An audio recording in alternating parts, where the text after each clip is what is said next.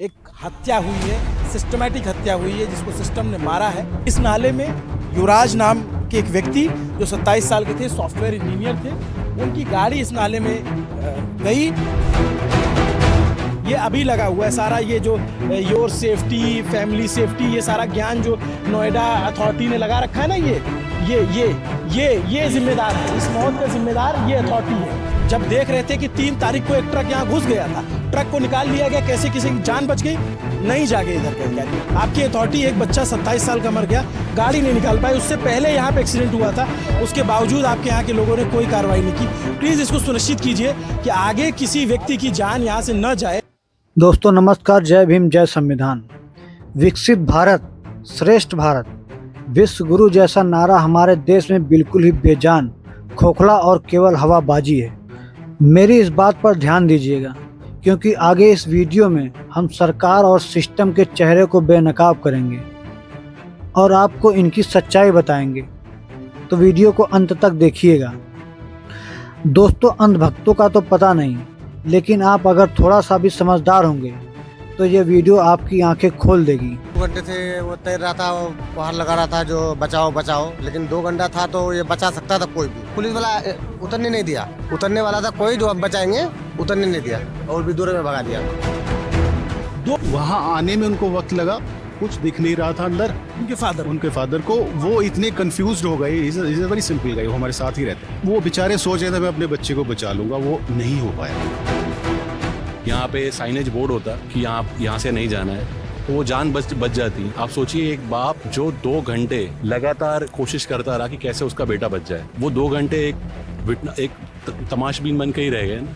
उनके सामने उनका बेटा खत्म हो गया, वो कुछ नहीं कर पाए। इन दिस इस पूरे विसिनिटी में दोनों तरफ नालाज हैं, ओपन मार्केट्स भी नाले के ऊपर उन्होंने वो डाल के क्रॉस करने के लिए बनाया हुआ। तो everything is in doldrums. We are not safe here, not at all, कुछ भी नहीं। 27 साल का सॉफ्टवेयर इंजीनियर जिसका नाम युवराज मेहता है, एक आम नौकरी पेशा लड़का, ना कोई अपराधी और ना ही कोई वीआईपी, बस एक बेटा जो रात के लगभग 12 बजे काम करके घर वापस लौट रहा था। लेकिन वह घर नहीं पहुंच सका, क्योंकि इस देश में घर पहुंचना भी किस्मत का खेल बन गया है।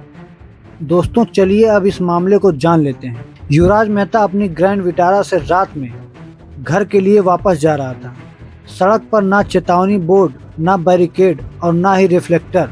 अचानक कार फिसलती है और गिर जाती है, वो भी सड़क के ठीक किनारे, बेसमेंट से बने हुए एक खुले तालाब में। जी हाँ, आपने सही सुना, खुले तालाब में, वो भी नोएडा जैसे स्मार्ट सिटी में। सोचिए, एक 27 साल का लड़का जो हर महीने सरकार को टैक्स देता है, जो इस देश की आईटी इंडस्ट्री को चला रहा है, वो अपने पिता से ज़िंदगी का भीख मांग रहा था कि पापा मुझे बचा लो, मैं डूब रहा हूँ। बार बार फ़ोन का फ्लैश जला रहा था कि कोई मुझे यहाँ से निकाले। वो भी कोई 10-20 मिनट या 1 घंटे नहीं, बल्कि 3 घंटों तक पानी में फंसा रहा और मौत से लड़ता रहा और अपनी सांसों से जूझता रहा। उसकी बदकिस्मती तो देखिए, उत्तर प्रदेश के मुख्यमंत्री जी की पुलिस, फायर ब्रिगेड और एसडीआरएफ की टीम, ये लोग बस तमाशबीन बनकर उसको बचाने की नाकाम कोशिश कर रहे थे। लेकिन अंत में युवराज मेहता इस देश की घटिया सरकार और नकारा सिस्टम से मजबूरन अपनी ज़िंदगी को हार जाते हैं। सोचिए उस पिता के दिल पर क्या गुजरी होगी, जिसने अपने आंखों के सामने अपने बेटे को मरते देखा और अपने कानों से सुनता रह गया कि पापा मुझे बचा लो, मैं डूब रहा हूँ। अब वह पिता अपने 27 साल के बेटे की मौत का दोषी किसको ठहराएगा, जिसके बुढ़ापे का सहारा उत्तर प्रदेश सरकार की घटिया सिस्टम ने छीन लिया। आप ये बताओ, जब यहाँ ऑलरेडी 2 घटनाएं हो चुकी हैं और सेम टाइप की, फिर क्यों ये सोते रहे, मेरी ये समझ में नहीं आता। मैं तो सीधा नाम लेता हूँ ना, नोएडा अथॉरिटी के सीईओ लोकेश एम और नोएडा के डीएम रूपम कुमार, जो रूपम है वो मेधा रूपम, ये लोग जिम्मेदार है ना सर। जहाँ स्मार्ट कैमरे, स्मार्ट चालान और स्मार्ट टैक्स लिया जाता हो, वहाँ पर एक इंसान डूब रहा हो तो शहर अचानक गूंगा, बहरा और अंधा क्यों हो जाता है? क्या यही स्मार्ट सिटी का नियम है? दोस्तों अब मेरे कुछ गंभीर सवाल सरकार से। क्या आम नागरिक की जान की कोई कीमत नहीं है? क्या डायल 112 केवल विज्ञापन के लिए है? किसकी इजाज़त से सड़क के पास बिना सुरक्षा और बिना चेतावनी के एक खुला तालाब बनाया गया था? कहाँ थे इंजीनियर, कहाँ थे सेफ्टी ऑडिट और कहाँ थे वो अफसर जो हर महीने मोटी सैलरी लेते हैं? क्या इन लोगों पर कोई कार्रवाई होगी या 2-4 दिन माहौल गर्म रहेगा, फिर उसके बाद सब पहले जैसा हो जाएगा? दोस्तों, आज युवराज था, कल कोई और होगा। अगर जिम्मेदारी तय नहीं हुई तो अगली कॉल शायद आपके घर से जाएगी।